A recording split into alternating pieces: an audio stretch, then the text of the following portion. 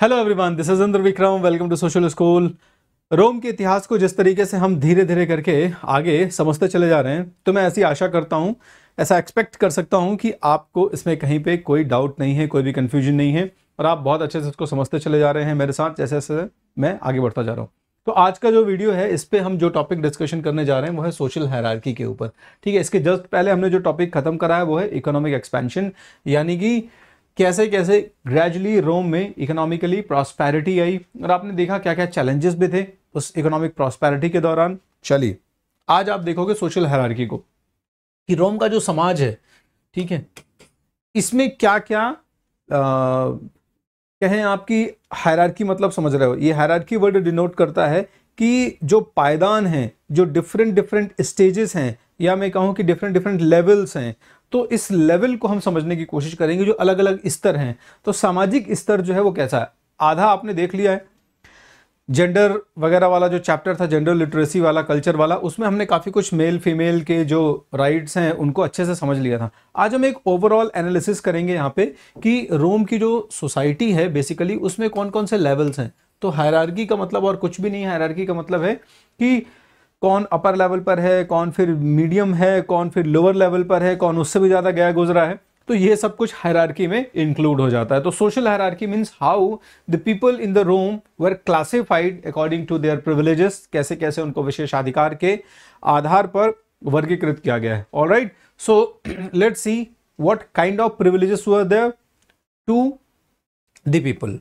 तो एक इतिहासकार है भाई साहब जिसका नाम है टैसिटस, बड़ा बेहतरीन इतिहासकार है। इसने रोम के जितने भी सम्राट हैं, एम्परर्स हैं, ठीक है, तो रोम के ज्यादातर जो एम्परर्स हैं इनके बारे में टैसिटस ने लिखा हुआ है और बड़े विस्तार से लिखा हुआ है। अगस्टस के बाद जितने भी एम्परर हैं, इन सब के बाद, after the death of Augustus, जितने भी एम्परर हैं, मैं मतलब जितने भी का मतलब सारे नहीं, लेकिन इसने काफ़ी कुछ एम्परर्स के बारे में, जैसे टाइबेरियस हो गया, इसके बाद क्लाउडियस हो गया, ठीक है, तमाम एम्परर्स के बारे में इसने, नेरो हो गया, इन सब के बारे में इसने लिखा हुआ है। तो ये रोमन हिस्टोरियन है जो कि एक स्कॉलर के तौर पर भी काफ़ी ज़्यादा फेमस है। आपने एक इतिहासकार का नाम सुना होगा, प्लिनी। तो प्लिनी का समकक्ष ही माना जाता है इसको भी। तो टैसिटस ने काफ़ी कुछ डिस्क्राइब किया है अपनी बुक में। ये जो रेफरेंस हम ले रहे हैं, जो पढ़ने जा रहे हैं, इसका सोर्स जो है ये क्या है, टैसिटस की बुक है या टैसिटस के जो डॉक्यूमेंट्स हैं वो हैं। तो टैसिटस के डॉक्यूमेंट पढ़ने पर समझ में आता है कि there are certain leading social group. अगर आप रोम के समाज को देखो तो कुछ कुछ ऐसे सामाजिक समूह हैं, there are certain social groups जो थोड़ा सा लीडिंग है, और इनमें कुछ लोग ऐसे हैं जो थोड़ा सा निचली वाली हायरार्की पे है, या कह दो निचले स्तर पर है। क्लियर है? चलो, ये सब हम अर्ली एम्पायर का डिस्कशन कर रहे हैं। अर्ली एम्पायर आगे जाके भी बहुत ज्यादा परिवर्तन नहीं होगा, थोड़े लेवल पर ही परिवर्तन होगा। चलिए, तो ये अर्ली एम्पायर के आसपास की बात बता रहा है आपको कि अर्ली एम्पायर में किस तरीके से आपको क्लासिफिकेशन मिल जाएगा। तो सबसे पहले कौन हो गए, सीनेटर हो गए। तो सीनेटर आपको पता है कि ये जो है सबसे जो एरिस्टोक्रेट क्लास होती थी, सबसे ज्यादा जो एरिस्टोक्रेट क्लास होती थी रोम की, या सबसे ज्यादा जो रिच लोग होते थे, इन्फ्लुएंशियल लोग होते थे, ठीक है, यही लोग जो है ये सीनेट का हिस्सा बन रहे हैं। तो सीनेटर, बहुत अच्छे से, सीनेटर, सीनेट वर्ड जो है इसको आप डिनोट करना चाहो तो पार्लियामेंट कह सकते हो आप एक तरीके से, ठीक है। तो ये क्या है, ये रोम की पार्लियामेंट है, रोम की पार्लियामेंट है। तो पार्लियामेंटेरियंस एक तरीके से कह दिया मैंने। सीनेटर जो है वहां पर, जो कि डिसीजन मेकिंग में हेल्प करते हैं सम्राट को, ये काफी सम्माननीय, मतलब काफी क्या, सबसे रोम में एम्परर के बाद दूसरे सबसे महत्वपूर्ण जो पद है उसमें जो लोग बैठे हैं वो सीनेटर के ही हैं, ठीक है।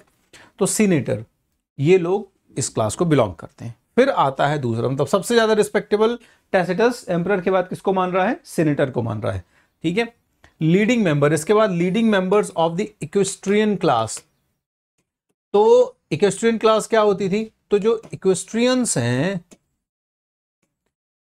इक्वेस्ट्रियन का मतलब होता है वन हु सिट्स और one who is on the horse back, one who is sitting on the horse back, जो घोड़े की पीठ पर बैठा हुआ है। इसका साधारण सा अर्थ हुआ कि घुड़सवार, यानी जो हॉर्समैन होते थे, जो घुड़सवार होते थे उस समय, उस टाइम पर जो हॉर्समैन होते थे, जो घुड़सवार होते थे, ठीक है, इनको इक्वेस्ट्रियन क्लास के लोग कहा जाता था।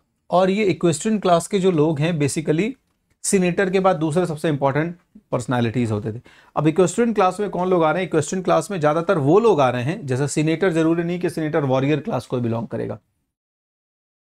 सीनेटर एक एडमिनिस्ट्रेटर है, एक ऑफिसर है जिसको एडमिनिस्ट्रेटिव फंक्शन बहुत अच्छे से आते हैं, जुडिशियल फंक्शंस बहुत अच्छे से आते हैं, लेकिन हो सकता है वॉरफेयर में इतना ज़्यादा वेल वर्स्ड नहीं है। लेकिन इक्वेस्ट्रियन जो है, इक्वेस्ट्रियन वॉरफेयर एक्टिविटीज़ में भी वेल वर्स्ड हैं। तो कई बार सीनेटर्स जो है अपने अंडर में ही कुछ इक्वेस्ट्रियंस को रख रहे हैं। कई बार एम्परर खुद इंडिपेंडेंट इक्वेस्ट्रियंस को जो है कुछ पावर्स देता है, पर्टिकुलर रीस्टेट देता है, एक एरिया दे देता है कि भाई इंडिपेंडेंटली तुम यहाँ पर मैनेज करो और उसी से अपने खर्चे निकाल लो, ठीक है। तो इक्वेस्ट्रियन क्लास वो है घुड़सवार एक तरीके से जो उच्च वर्ग में गिनी जा रही है। तो leading members of the equestrian class में भी बहुत सारे ऐसे लोग थे जिनके पास बड़े बड़े एस्टेट थे। ध्यान रखना, बड़े बड़े एस्टेट, इनको बहुत बड़ी बड़ी संपत्तियां दे दी जाती थी सम्राट की तरफ से, और उस संपत्ति में ये लोग क्या करते थे? इक्वेस्ट्रियन क्लास के लोग नॉर्मल स्लेव्स और नॉर्मल जो वर्किंग क्लास के लोग हैं या लोअर क्लास के लोग हैं, लोअर स्ट्रेटा वाले जो लोग हैं, इनको अपने यहाँ काम वगैरह पे लगाते थे। वहाँ से जो एग्रीकल्चर प्रोड्यूस हो रहा है उसका एक हिस्सा राजा को भी दे रहे हैं, प्लस राजा को हमेशा डिफेंड करने के लिए ये तैयार हैं। जब भी कभी ऐसी सिचुएशन आएगी वॉर वगैरह की, तो राजा को डिफेंड करने के लिए तैयार हैं इक्वेस्ट्रियन क्लास के लोग। क्लियर है? तो घुड़सवार जो वर्ग है इसी को आप इक्वेस्ट्रियन क्लास कह रहे हो, ठीक है। ये लोग भी दूसरे सबसे महत्वपूर्ण लोग हैं, सीनेटर के बाद दूसरे सबसे महत्वपूर्ण लोग। फिर आगे बढ़ते हैं, respectable section of the people. तो इसके बाद समाज के ऐसे वर्ग के लोग आ जाते हैं जो थोड़ा सा सम्मान के हकदार हैं। भी बहुत सारे ऐसे प्रोफेशन होते हैं, इतिहास में सदा से कुछ कुछ ऐसे प्रोफेशन रहे हैं, जैसे स्कॉलर या टीचर का प्रोफेशन हो गया, ठीक है। आज भले इतनी इज्जत नहीं है, लेकिन एक टाइम था, आज भी है, लेकिन उतनी ज्यादा शायद अब उतनी ज्यादा एग्जैक्टली नहीं है। तो जो टीचर है ये बहुत ही मतलब बेहतरीन क्लास है। और आप देखोगे कि जो शुरुआती बड़े बड़े परिवर्तन हो रहे हैं, ये परिवर्तन इन्हीं टीचर्स की वजह से हो रहे हैं, इन्हीं स्कॉलर्स की वजह से हो रहे हैं, है ना। ये सब टैसिटस हो गया, ये सारे लोग बेसिकली इसी क्लास से आते हैं, ठीक है। स्कॉलर या टीचिंग वाली क्लास से आते हैं। फिलोसोफर्स हो गए, टीचर्स हो गए, लॉयर्स हो गए और दूसरे स्कॉलर्स हो गए। तो ये जो है वो रिस्पेक्टेबल क्लास के लोग हैं, ठीक है। Respectable sections of the people है और इनका भी बड़ा सम्मान होता है दरबार में। इनको रोम के कोर्ट में इनको बाकायदा रिस्पेक्ट दी जाती है, इनसे ओपिनियंस भी लिए जाते हैं, इनकी जो डॉक्यूमेंट्स हैं, इनकी जो बुक्स हैं, इनकी एडवाइजेज हैं, इनको ध्यान रखा जाता है, ठीक है। तो ये रिस्पेक्टेबल सेक्शन हो गया। आगे बढ़ते हैं, those attach to the great house. इसके बाद अगला वर्ग आता है जो रोम के समाज में, वो है ऐसे लोग जो बड़े परिवारों से जुड़े हैं। मान लो सीनेटर के संबंधी हो गए, सीनेटर के रिश्तेदार हो गए, ठीक है। एम्परर के ही कहीं दूर के रिश्तेदार हो गए कुछ, और इस तरह से, ठीक है। Leading member of the equestrian class जो है इसके कुछ मतलब रिलेटिव्स वगैरह हो गए। यानी आप किसी दूसरे बड़े परिवार, ऊपरी तीन जो क्लास हैं, इनमें से जुड़े हुए लोगों के संबंधी हो, या इनमें से लोगों, ये जो लोग हैं इनमें से आप जुड़े हुए हो, इनके किसी ना किसी तरीके से डायरेक्ट इनडायरेक्ट, डायरेक्टली ज़्यादातर माना जाएगा, रिलेटिव हो आप। क्लियर है? तो इन सारे लोगों को बेहतरीन सम्मान की दृष्टि से देखा जाएगा। तो चार लोग जो हो गए, एम्परर तो अनडिस्प्यूटेड हो गया, एम्परर के बाद सीनेटर, सीनेटर के बाद इक्वेस्ट्रियन क्लास, इक्वेस्ट्रियन क्लास के बाद जो टीचर्स हो गए, स्कॉलर्स हो गए, लॉयर्स हो गए वहाँ पर, ठीक है। ये सारे लोग हो गए। इसके बाद आ गए कि इन सारे लोगों के जो जुड़े हुए लोग हैं, इन सारे लोगों के परिवार वाले हो गए, है ना, इनके रिलेटिव्स वगैरह हो गए, ये सारे लोग। फिर आते हैं बेचारे दबे कुचले लोग, ठीक है। तो दबे कुचले का मतलब हो गया ऐसे लोग अनकेप्ट लोअर क्लास, ठीक है। तो अब यहां से हम लोअर क्लास की बात कर रहे हैं। तो लोअर क्लास में अभी मैं और एक्सप्लेन करता हूं, ठीक है। नेक्स्ट स्लाइड में मैंने थोड़ा सा इसको डिटेल कर दिया है। अभी आप यहां पे समझ जाओ कि जो लोअर क्लास के लोग होते थे, ये मतलब बहुत ही कॉमन सिटीजन जो हो गए, ठीक है, एकदम नॉर्मल जो ऑर्डिनरी सिटीजन हो गए, इनके लिए वर्ड यूज किया जाता था प्लेब्स, ठीक है। प्लेब का मतलब होता है people with humble origin, people with humble origin. Humble origin का मतलब होता है जिनकी उत्पत्ति किसी बहुत विशेष प्रिविलेज परिवार में नहीं हुई है, जिनकी उत्पत्ति बहुत ही साधारण परिवार में हुई है, ये लोग प्लेब कहलाते हैं। और ऐसे लोग बेचारे क्या है, फालतू के जो काम है, मतलब कोई बहुत क्रिएटिविटी वाला काम नहीं है, फुर्सत वाले काम है, जिनके पास कुछ नहीं है, वो लोग यही लोग होते थे। और ये लोग ज्यादातर समय क्या किन चीजों में बिताते थे? इनके लिए रोम के सम्राट ने बनवा दिया है, वो क्या नाम है, एम्पी थिएटर बनवा दिया है, कोलोजियम, वहाँ जाके कुश्ती उश्ती देख रहे हैं, ठीक है। फिर खाली बैठे रहे, कुश्ती खत्म हो गई जब, तो अब क्या करें, तो दूसरे सर्कस वगैरह के गेम देख रहे हैं, दूसरे थिएट्रिकल डिस्प्लेज देख रहे हैं, खाना वाना खा के आ गए, ठीक है, खाना वाना खा के आ गए, इसके बाद फिर फुर्सत बैठे हैं तो फिर और सड़कों पे घूम रहे हैं। तो ये मतलब जिनके पास कुछ खास काम धाम नहीं है, ये वो क्लास के लोग होते थे। और ज़्यादातर लोग मतलब समझ रहे हो ना, मतलब बिल्कुल ही एकदम नॉर्मल टाइप के, एकदम आम से आम आदमी जो हो गया, आम में भी खराब टाइप का आम जो है, ऐसे लोग जो थे इनको प्लेब कहा जाता था। और इसके बाद भी सबसे, ये तो फिर भी चलो इनकी स्थिति इसलिए भी थोड़ा ठीक ठाक है कि बेचारों के साथ गुलामों जैसा बर्ताव नहीं होता है, खाना पीना किसी तरह मैनेज हो जा रहा होगा, ठीक है। अब उससे भी ज्यादा बुरी स्थिति आती थी स्लेव्स की, जो गुलाम वर्ग के लोग होते थे, ठीक है। स्लेव के बारे में आपने इकोनॉमिक एक्सपेंशन में बहुत बेहतरीन तरीके से पढ़ रखा है कि किस किस तरीके से स्लेव्स को एक्सप्लॉइट किया जाता था, ठीक है। तो सबसे निचले वाली स्थिति पे वहां पे स्लेव पहुंच गए, उसके बाद की ऊपरी स्थिति में प्लेब्स पहुंच गए। प्लेब्स सॉर्डिडा का मतलब हो गया कि people who belongs to humble origin और the lower class citizen, very simple. चलो अब मैं थोड़ा सा और अभी इसके ऊपर प्रकाश डाल देता हूं ताकि आपको बहुत अच्छे से ये चीज समझ में आ जाए, ठीक है। ब्रॉडली रोम में जो नागरिकता मिलती थी, नागरिकता के आधार पर, सिटीजनशिप के बेसिस पर, ठीक, आपने बहुत अच्छे से अर्ली एम्पायर वाला पोर्शन पढ़ रखा है, 3rd सेंचुरी वाला पढ़ रखा है, इकोनॉमिक एक्सपेंशन जो मैंने एक्सप्लेन कर दिया पढ़ रखा है। रोम ने जहां जहां एक्सपेंशन किया था उस पूरे एरिया में रोम के लोगों को रोमन सिटीजन माना जाता था, ध्यान रखिएगा।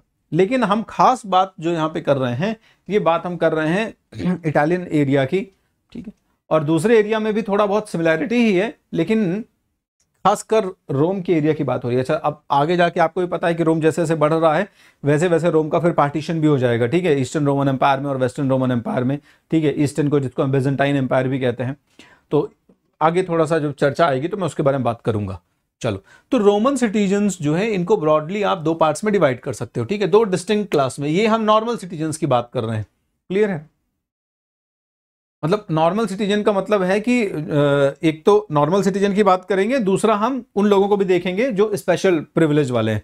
मतलब इसके पहले जो आपने पढ़ा उनको ब्रॉडली आप 2 पार्ट्स में डिवाइड कर दो। ये जो मैंने अभी एक्सप्लेन कर दिया आपको इस वाली स्लाइड में, ये तो आपको इजीली 4 पार्ट्स में डिवाइड कर दिया। लेकिन अब इनको भी आप डिवाइड करना चाहो तो ये जो शुरू के 4 हैं इनको आप एक वर्ग में रख सकते हो, और ये जो 2 हो गए नीचे इनको आप एक वर्ग में रख सकते हो, क्लियर है। कैसे? तो प्लेबियंस, द प्लेबियंस जो पहला वर्ग हो गया, या मतलब एक वर्ग हो गया, ऐसा पहला दूसरे से नहीं, हम यहाँ पूरा ओवरऑल समझने के लिए मैंने आपको क्लासिफाई किया हुआ है। तो वो सारे सिटीजन्स एक्सेप्ट पैट्रिशियन। पैट्रिशियन कौन है ये मैं एक्सप्लेन कर देता हूं अभी। तो अभी ये समझ लो, पैट्रिशियन के अलावा जितने भी लोग हैं पूरे रोम साम्राज्य में वो सारे लोग प्लेबियंस हैं, क्लियर है। चलो अब इसमें सारे किसान आ गए, क्राफ्ट्समैन आ गए, लेबरर आ गए, सोल्जर्स ऑफ रोम आ गए, ये और ये सारे लोग जो प्लेबियंस हैं मतलब आम आदमी ही होते थे। बट हाँ, इनमें से अब जो कुछ नहीं कर रहा है उसकी स्थिति और बेकार है। फार्मर्स, ठीक है, किसानी खेती कर रहे हैं बेचारे, टैक्स दे रहे हैं। क्राफ्ट्समैन जो भी उनको स्किल आती है वो स्किल अपना यूज करके थोड़ा बहुत अर्न कर रहे हैं। लेबरर इन फार्मर्स के यहाँ और बड़े स्टेट में इक्विस्टोरियन क्लास वगैरह के यहाँ या सीनेटर्स के यहाँ काम कर रहे हैं। सोल्जर्स जो है ये तो बाकायदा इनको गवर्नमेंट जॉब मिली हुई है, कोई दिक्कत ही नहीं, तो इनका कंडीशन फिर भी ठीक है। पर राइट के बेसिस पर ये सारे जो है बहुत ही ऑर्डिनरी सिटीजन्स हैं, they all are ordinary citizens, clear है। हाँ, डिपेंड करता है कि किस तरह का प्रोफेशन है उसके पास, उसके बेसिस पर थोड़ा बहुत उसको रिस्पेक्ट मिल रही है, ठीक है। तो हल्की फुल्की रिस्पेक्ट है।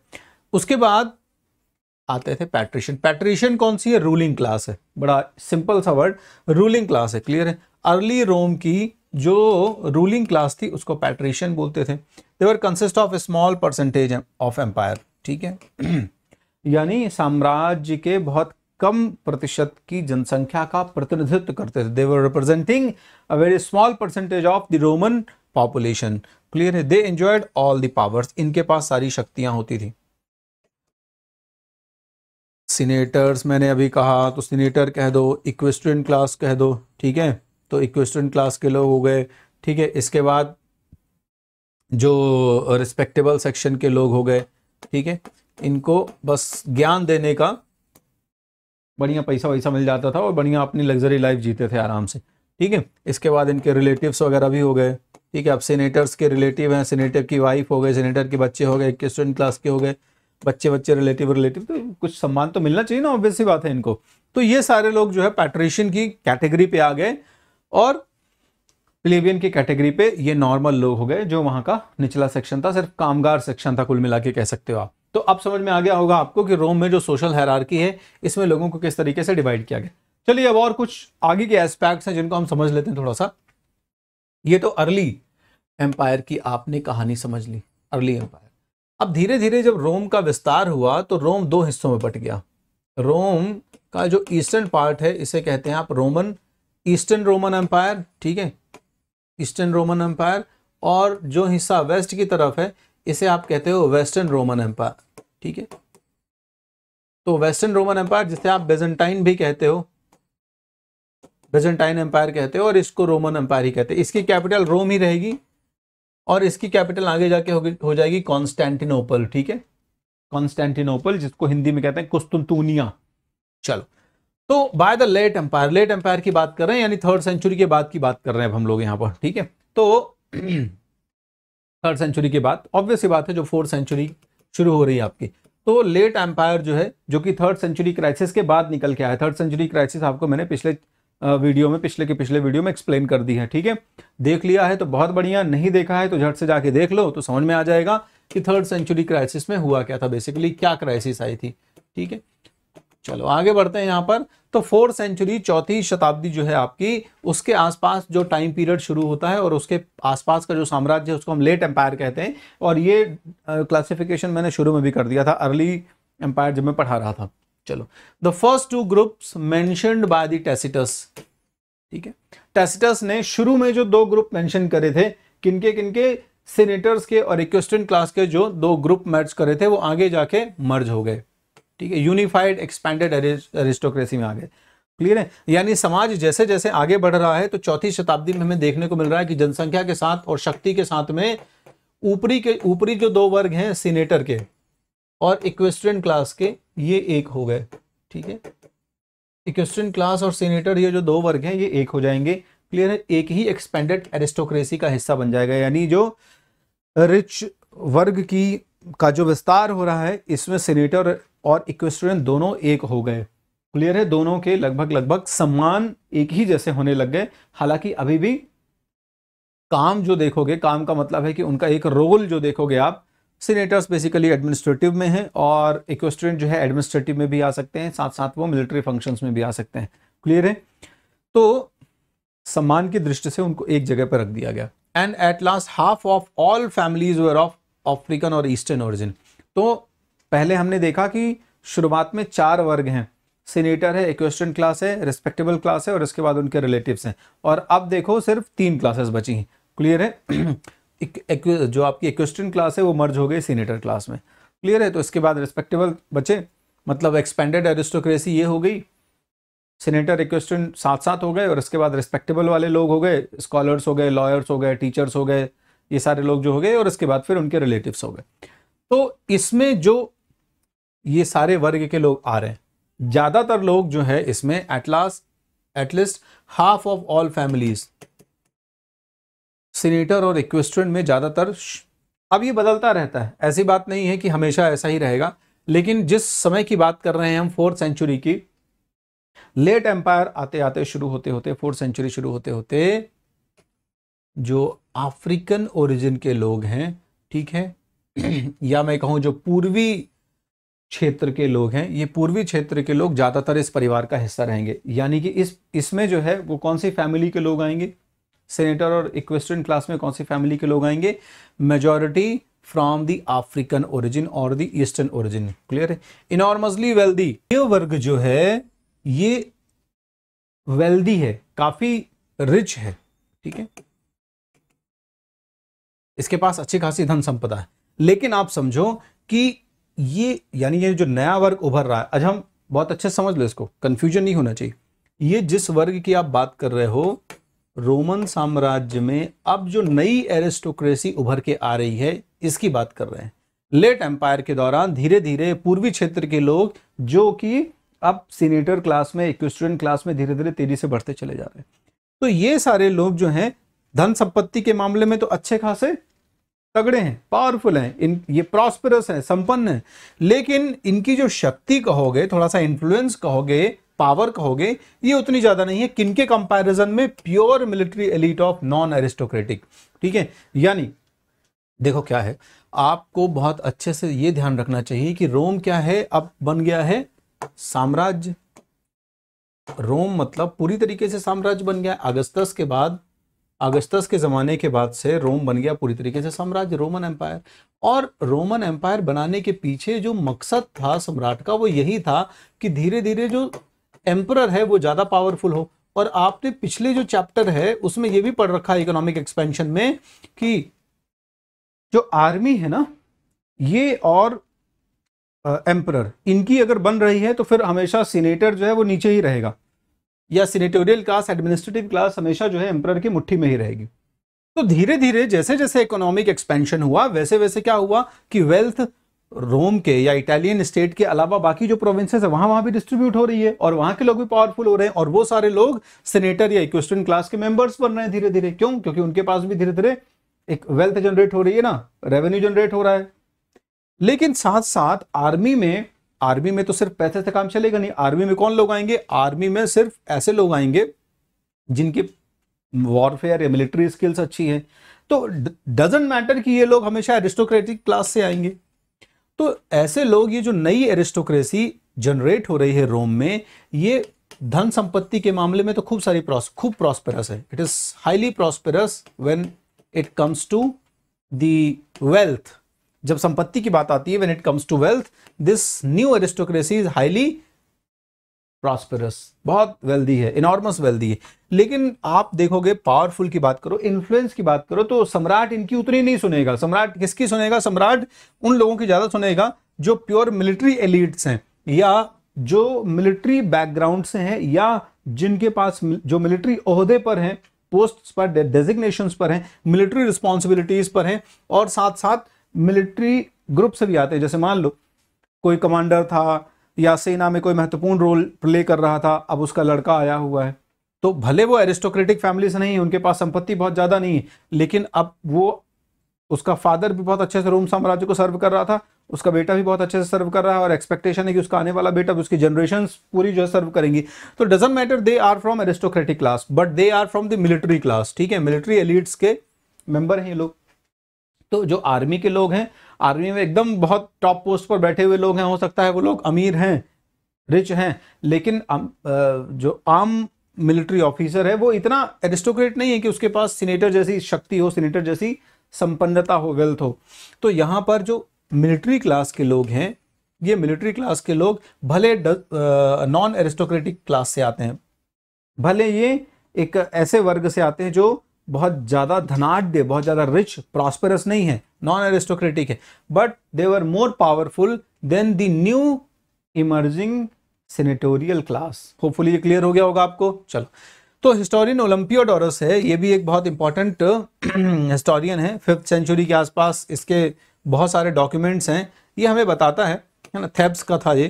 थेब्स इजिप्ट में एक शहर है, इजिप्ट में, जो कि आज भी बहुत इंपॉर्टेंट रोल प्ले करता है, हिस्टोरिकली बड़ी इंपॉर्टेंट सिटी है। तो ओलंपियोडोरस जो है ये थेब्स नाम के शहर को बिलोंग करता था। अब ये क्या बताता है आपको, इसने बड़ा बढ़िया अकाउंट दिया है, डिस्क्रिप्शन दिया हुआ है। इस डिस्क्रिप्शन में इसने क्या बताया कि aristocracy based in the city of Rome. अब आप देखो, रोम के शहर की बात हो रही है, रोम शहर में, ठीक है, जहां से सत्ता का केंद्र था, सेंटर ऑफ पावर था, ठीक है, यहां की बात हो रही है। तो यहां जो एरिस्टोक्रेसी है वो कितनी इन्फ्लुएंशियल, कितनी पावरफुल हो गई है, क्लियर है।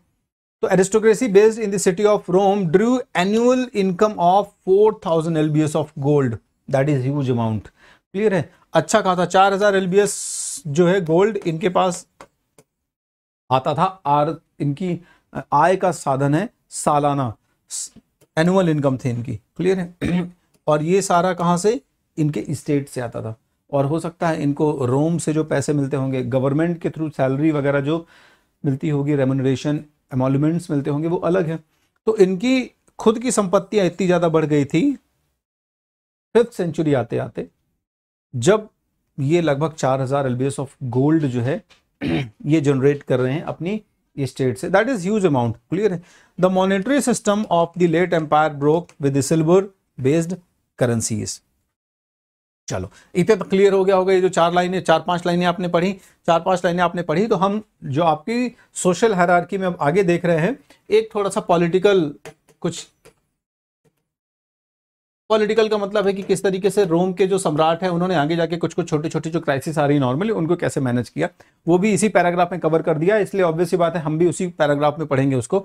तो लेट एम्पायर में 4th सेंचुरी के बाद की बात है, धीरे धीरे हमें क्या देखने को मिलता है कि कुछ कुछ जगह पर जहां पर जैसे स्पेन वगैरह हो गए, तो स्पेन वगैरह में जहां पर सिल्वर माइंस थी, आपने पढ़ रखा है कि यहाँ पर सिल्वर माइंस खूब अमाउंट में थी, ज्यादा, यहाँ अच्छे खासे सिल्वर डिपॉजिट्स थे। तो धीरे धीरे लेट एम्पायर में हमें देखने को मिलता है कि जो सिल्वर है इसकी जो कमी देखने को महसूस होगी हमें।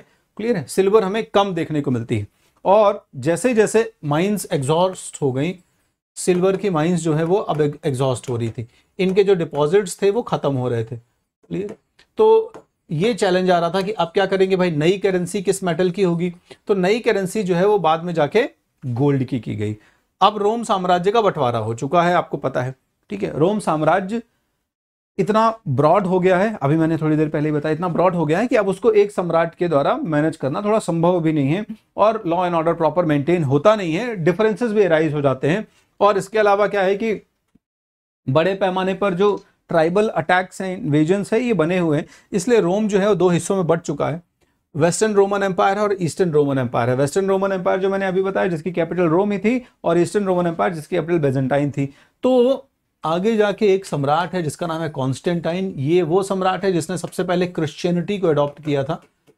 रोम साम्राज्य का पहला सम्राट जिसने क्रिश्चियनिटी को अडॉप्ट किया था, और क्रिश्चियनिटी को अडॉप्ट का मतलब उसने स्वीकार किया क्रिश्चियन धर्म, और ना सिर्फ क्रिश्चियन धर्म स्वीकार किया, साथ साथ उसने क्रिश्चियनिटी को ऑफिशियल रिलीजन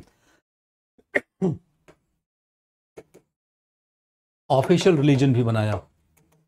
क्रिश्चियनिटी को उसने ऑफिशियल रिलीजन भी डिक्लेयर किया। ठीक है। तो कॉन्स्टेंटाइन ने आगे जाके रिफॉर्म्स किए थोड़े से, और उसने ये सिल्वर की जगह पर क्या किया, गोल्ड को नई मॉनेटरी सिस्टम का हिस्सा बना दिया। ठीक है। तो नए मॉनेटरी सिस्टम में गोल्ड कॉइन्स इसने इशू करे, और ये जो गोल्ड कॉइन्स थे ये ऑफिशियली अब रोम साम्राज्य की नई मॉनेटरी करेंसी का हिस्सा बन गए। क्लियर है।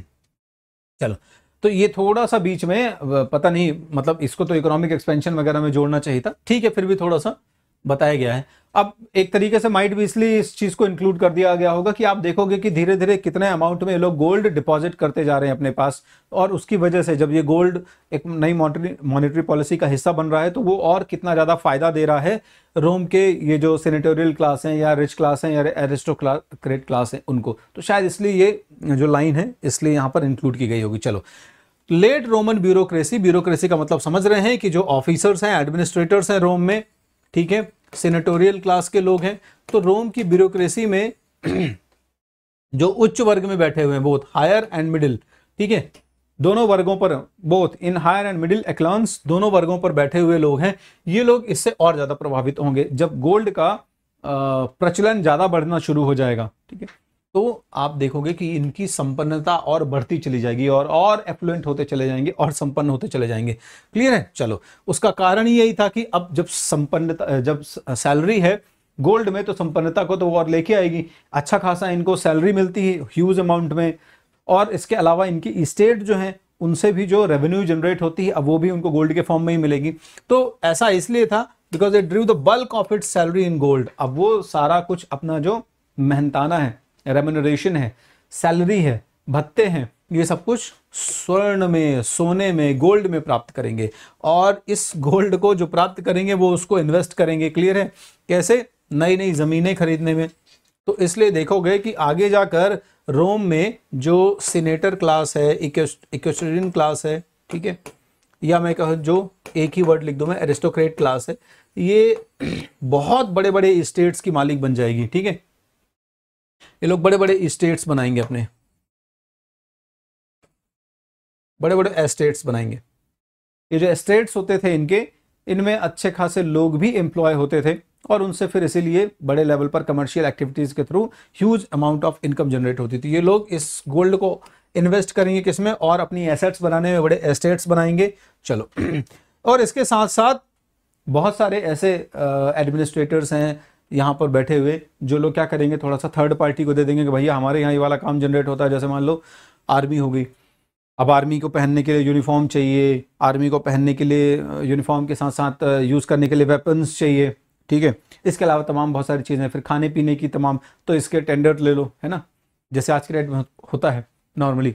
तो ग्रेट डील ऑफ करप्शन हमें देखने को मिलता है कि धीरे धीरे रोम में इसी समय पर बड़े लेवल पर भ्रष्टाचार देखने को मिलेगा। ये दो पार्ट्स में ज़्यादा था या दो डोमेन्स में ज़्यादा था। जुडिशियल सिस्टम में सबसे ज़्यादा, है ना, कि आपने जो भी बदमाशी करी है, इस बदमाशी के एवज में आप ठीक ठाक अमाउंट दे दो जज साहब को रोम के, ठीक है, मतलब कोई भी जो सेनेटोरियल क्लास के लोग बैठे हैं जुडिशियल सिस्टम में, उनके घर में ठीक ठाक अमाउंट पहुंचा दो तो वो फिर आपको बिल्कुल परेशान नहीं करेंगे और आपका केस आपके हिसाब से हो जाएगा। दूसरा, मिलिट्री सप्लाई में, जैसा मैंने कहा, आप कपड़े हो गए, तलवारें हो गई, या जो भी दूसरे रिसोर्सेस यूज करते हैं मिलिट्री के ऑफिसर्स, ठीक है, कपड़े लत्ते, जूते वूते, टोपी सोपी, तलवार वलवार, जितनी भी चीजें हो गई जो मिलिट्री सप्लाई के चीजें हैं, तो एडमिनिस्ट्रेशन ऑफ मिलिट्री सप्लाई में बड़े लेवल पर करप्शन व्याप्त हो जाएगा।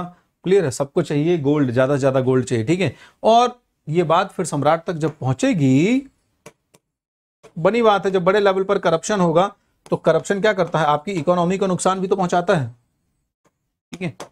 सम्राट देखेगा कि भैया काम धंधे तो खूब चल रहे हैं, काम धंधा खूब चल रहा है, लेकिन जिस अमाउंट में टैक्स आना चाहिए उस अमाउंट में टैक्स थोड़ा कम दिख रहा है। दूसरा, जितनी सैलरी हम इनको दे रहे हैं वो तो ठीक है, थोड़ा बहुत स्टेट भी इनका ठीक है, इसके अलावा भी इनकी जो इनकम बढ़ रही है वो तो बड़ी तेजी से एक्सपोनेंशियल ग्रोथ कर रही है, तो ये हो क्या रहा है मामला, ठीक है।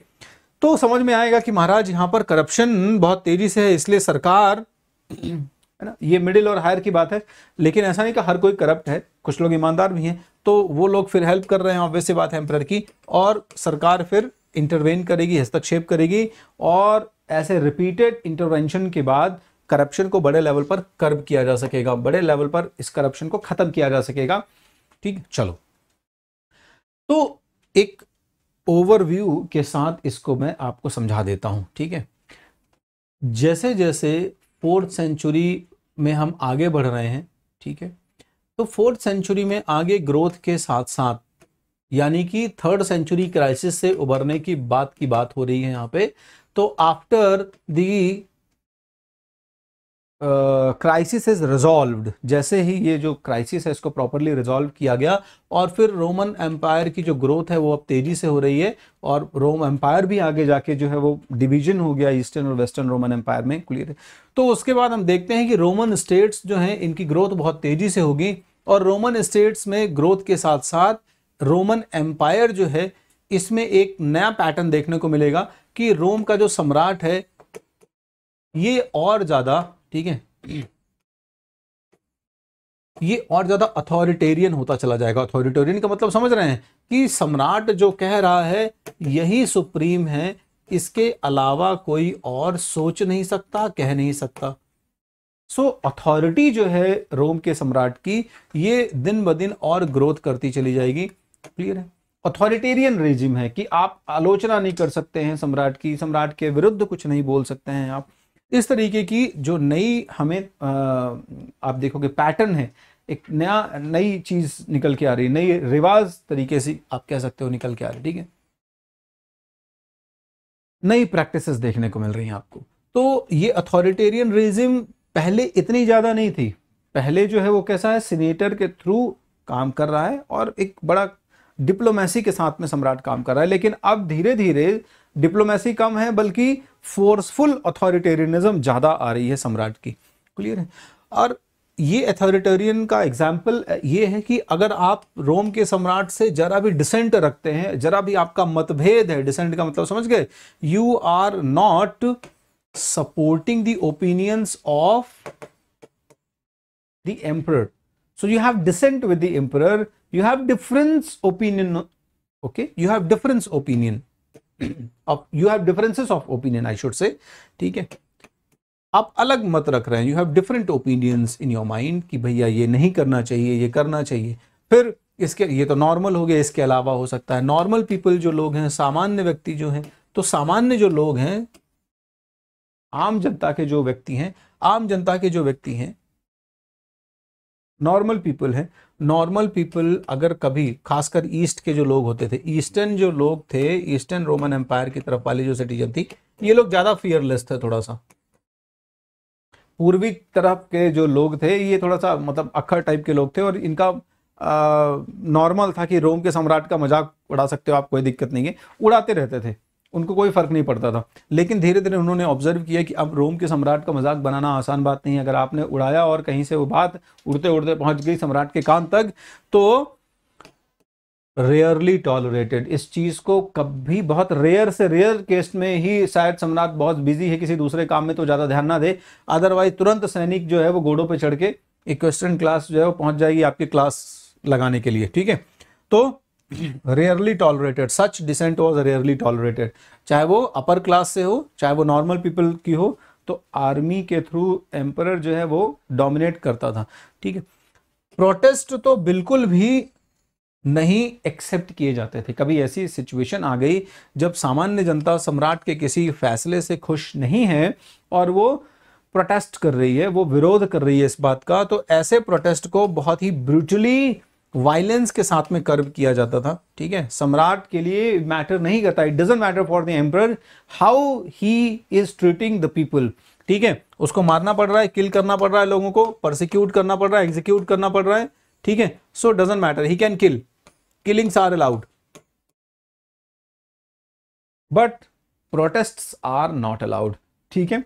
तो आप किसी भी तरीके से सम्राट के विरुद्ध नहीं जा सकते हैं, प्रोटेस्ट नहीं कर सकते हैं, ठीक है। अगर आपने ऐसा करने का कोशिश किया तो प्रोटेस्ट जो है उसका उत्तर कैसे दिया जाएगा, it will B responded with the violence, ठीक है, स्टेट वायलेंस होगी, क्लियर है। चलो, ये हमें देखने को मिलता है। हालांकि इसके बावजूद बहुत हद तक रोम में जो ये क्रिश्चियनिटी का एक्सपेंशन हो रहा है, खासकर पूर्वी तरफ, तो इस क्रिश्चियनिटी के एक्सपेंशन ने बहुत लेवल तक हेल्प भी करी लोगों की, ठीक है।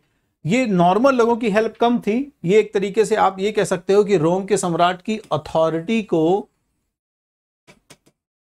एक तरीके से इतना ज्यादा ऊपर ना जाने देने का एक पैटर्न है, या कह सकते हो कि जो रिलीजियस क्लास है, क्लर्जी है, बिशप हैं, ये लोग भी अपनी सत्ता को बनाए रखने के लिए, अपना इंपॉर्टेंस बनाए रखने के लिए, कि कभी राजा का दिमाग खराब हो जाए हमारे ऊपर भी इस तरीके से, कभी हमारा डिसेंट हो जाए राजा के साथ तो हमारे साथ भी ऐसी कर दे, इसलिए उन्होंने अपने लिए एक सेफ साइड बना रखा है, ठीक है। तो वो अथॉरिटी को चैलेंज कर रहे हैं कैसे कि वहां पर 4th सेंचुरी के बाद हमें देखने को मिलता है कि कुछ कुछ ऐसे रोमन कानून इमर्ज होके आ रहे हैं, strong tradition of Roman law emerge by the 4th century, ठीक है, जिनमें कुछ ऐसे रोम के क्लर्जी हैं, बिशप्स हैं, ठीक है, इनकी तरफ से ये चीजें हो रही हैं, ध्यान रखना। ये वो लोग हैं जो रोम के सम्राट की अथॉरिटी को चेक करने की कोशिश कर रहे हैं कि भैया वो अनकंट्रोल्ड नहीं हो जाए। तो ऐसे सिचुएशन में फिर गड़बड़ हो जाएगा। वो ये मान के चल रहे हैं कि रोम का जो एम्परर है, he is the representative of the god, तो ही कैन नॉट एक्सीड और he cannot supersede the representative, the other representative और the god man. God man कौन हो गए? क्लर्जी और बिशप लोग भी गॉड मैन हो गए एक तरीके से, तो उनका भी उसको रिस्पेक्ट करना ही पड़ेगा। अगर डिसेंट है कभी तो उनकी डिसेंट जो है डोमिनेट करेगी एम्परर के ऊपर। तो ऐसे सिचुएशन में ये लोग काफी हद तक नॉर्मल लोगों को हेल्प भी कर, एक तरीके से इनडायरेक्टली हेल्प है, वो कर अपने लिए रहे हैं, नॉर्मल लोगों के लिए नहीं कर रहे हैं, ठीक है। तो ये जो रोमन लॉ है, रोमन कानून है, ये सर्वोपरि माने जाएंगे। अच्छा, एक तो क्लर्जी बिशप हो गया, इसके अलावा कुछ कुछ स्कॉलर्स थे। ये कुछ कुछ स्कॉलर्स थे बड़े, जो लोग पॉलिटिकल सिस्टम को रेगुलेट करने की कोशिश करेंगे कि भैया राजा को किस तरह से एक्ट करना चाहिए, है ना, किस तरह से वो डिस्पोटिक ना बने, किस तरह से वो ज्यादा अथॉरिटेरियन ना बने, और नॉर्मल लोगों के लिए जो राइट्स हैं उनको भी थोड़ा सा वो ध्यान दे। तो कुल मिला के स्कॉलर्स हो गए, या ये जो आपके क्रिश्चियन अथॉरिटीज हो गए, रिलीजियस हेड्स हो गए, ये सारे लोग मिलकर जो रोम के लॉ हैं इनको इन्फ्लुएंस करेंगे। और ये लोग हमेशा चाहेंगे कि रोम का जो लॉ है ये हमेशा सुप्रीम रहे, बजाय कि रोम का सम्राट सुप्रीम रहे। और इसी बदौलत ऐसी सिचुएशन हो पाएगी कि जो रोम का सम्राट है, ठीक है, ये कभी कभी नहीं तोड़ पाएगा इनको, ठीक है, और ये एक लगाम लगाने की कोशिश करेंगे रोम के ऐसे अथॉरिटेरियन सम्राट के ऊपर। तो इस तरह के जो कानून हैं जो बनाए गए थे या एनफोर्स किए गए थे, सपोर्ट किए गए थे स्कॉलर्स और क्लर्जीज के द्वारा, these law will act as the brake, नकेल कर कसने का काम करेंगे, ठीक है, खासकर ऐसे एम्परर्स जैसे आगे जाके कैलिगुला हो गया, क्लाउडियस, कुछ ऐसे ऐसे एम्परर होंगे खतरनाक टाइप के, जिनका जब भी दिमाग खराब हो गया तो फिर एक बार दिमाग खराब हो गया तो 200-400-500 लोगों को तो लेके ही जाएंगे ये, ठीक है। ऐसा हो जाता था, मतलब एकदम निरंकुश थे, डिस्पोटिक थे। तो ऐसे कंडीशन में ऐसे फियरसम एम्परर जो थे उनके ऊपर लगाम लगाने का काम करता था ये Roman law, which was actually endorsed by the scholars and the Roman clergy and pops, ठीक है। ऐसे पोप्स के रेफरेंसेस मिल जाएंगे बहुत सारे, जिनके रोम के सम्राट के साथ में क्लैशेस हुए और उन्होंने रोम के सम्राट को फिर फोर्स करा कि नहीं, आपको ये मानना पड़ेगा क्योंकि ये कानून गॉड के द्वारा सपोर्टेड है, गॉड मैन के द्वारा सपोर्टेड है। तो होपफुली ये समझ में आ गया होगा आपको सोशल हायरार्की का जो हमने ये पूरा अभी चैप्टर कवर करा। इसको बहुत अच्छे से समझ लोगे तो आपका ये सोशल हायरार्की बिल्कुल भी कंफ्यूजिंग नहीं रहेगा। इसके बाद लेट एंटिक्विटी शुरू होता है, जो कि मैं अगले वीडियो में आपको एक्सप्लेन करूंगा। थोड़ा सा ये टॉपिक भी ऐसा था कि मैंने कहा कि इसको ज़्यादा लंबा ना करें, अदरवाइज लेट एंटिक्विटी भी इसी में ले लेता, तो वो मैं अलग वीडियो में आपको एक्सप्लेन कर दूंगा। आ जाओ तुमको कुछ खास बातें बताता हूँ। खास बातें क्या है कि प्लस प्लेटफॉर्म पे तुम्हारे लिए इतनी बेहतर बेहतर चीज़ें जो हैं वो हैं, जिनको अगर तुम ज्वाइन करना चाहते हो तो तुम्हारी पढ़ाई का जो एक्सपीरियंस है वो कई गुना बढ़ जाएगा, ठीक है। वो कैसे कई गुना बढ़ जाएगा? क्योंकि तुम्हारे पास यहाँ पर लाइव रियल टाइम इंटरेक्शन, ठीक है। प्लस प्लेटफॉर्म पर टीचर के साथ में प्रॉपरली रियल टाइम पर इंटरैक्ट करने का तुम्हें अपॉर्चुनिटी मिल जाता है through the chat and emojis, ठीक है। मतलब जो पढ़ रहे हो उस पढ़ाई से रिलेटेड डाउट हो गया, कंफ्यूजन, क्वेरी हो गई, ठीक है, तो you can resolve your queries, ठीक है। you can get your queries resolved by the teachers immediately on during that lecture, ठीक है। फिर you can ask the question using the question tab, ठीक है। ये जो आप चैट वगैरह का ऑप्शन है ये तो कर ही सकते हो। इसके अलावा आप अपने डाउट्स पूछ सकते हो क्वेश्चन टैब के through. You can discuss, you can talk to your teacher as well, ठीक है, बाय रेजिंग योर हैंड, ये फीचर है यहाँ पे। फिर live poll option for the quiz, तो टीचर को भी लगा कि बहुत देर से पढ़ा रहे हैं, अब थोड़ा सा समझना चाहिए कि बच्चा कितना समझ चुका है, ठीक है। तो उसने पोल दे दिया। अब टीचर ने जब पोल दे दिया तो फिर आप उस पोल को अटैम्प्ट करोगे और आपके साथ साथ टीचर को भी पता चलेगा कि हाँ बच्चे बहुत अच्छे से समझ रहे हैं, सीख रहे हैं, क्लियर। फिर लीडर बोर्ड जनरेट होगा, पोल लीडर बोर्ड जनरेट होगा, जिसमें आपने जो भी आंसर अटैम्प्ट किए हैं तो आपका चित्र आपका नाम के साथ आ जाएगा कि भैया इस स्टूडेंट ने बहुत कम टाइम में आंसर दे दिया है, ठीक है। So it will be more fun for you guys. फिर scholarship, so you can attempt the scholarship. बहुत सारे स्कॉलरशिप टेस्ट है यहाँ पर जिनको आप अटेम्प्ट करेंगे। जब आप अटेम्प्ट करेंगे तो आपके लिए एक तरीके से गोल्डन अपॉर्चुनिटी कि आप अपनी पढ़ाई को फंड भी कर सकते हैं, क्लियर, स्कॉलरशिप टेस्ट कम्बैट करके। तो ये सबसे बेहतरीन है। और ये सारी चीज़ें जब आप प्लस प्लेटफॉर्म पर अवेल करने के लिए जाओगे तो आपके पास दूसरा, आपको मैं एक बेहतरीन विकल्प दे देता हूँ, ऑप्शन दे देता हूँ, यूज़ कोड इंद्र। इस कोड को जरूर बिना भूले लगाओ, INDRA, ये कोड यूज़ करो। जब INDRA ये कोड यूज़ करोगे तो तुम्हें इसका बेनिफिट मिलेगा, ठीक है। प्लस प्लेटफॉर्म में ज्वाइन करने के दौरान टेलीग्राम चैनल है सोशल स्कूल का, बहुत सारी अपडेट्स आती रहती हैं। अगला वीडियो हो गया, अगला शेड्यूल क्या अपडेट होने वाला है, हम क्या आपके लिए नई नई चीज़ें प्लान कर रहे हैं, आपको नोट्स से लेके, ठीक है, क्विजेस से लेके बहुत सारी चीज़ें जो भी होती हैं आपके ग्रुप पे अपडेट हो जाती हैं। सो ज्वाइन करो इस चैनल को, जल्द से जल्द अपने फ्रेंड्स को भी ज्वाइन करवाओ, ठीक है। चलो, तो ये था सोशल हायरार्की का वीडियो और उससे रिलेटेड छोटी छोटी अपडेट्स आपकी प्लस क्लास के बारे में। तो बने रहो सोशल स्कूल के साथ। अगले वीडियो के साथ मैं जल्दी से मिलता हूं, तब तक के लिए गुड बाय, थैंक यू।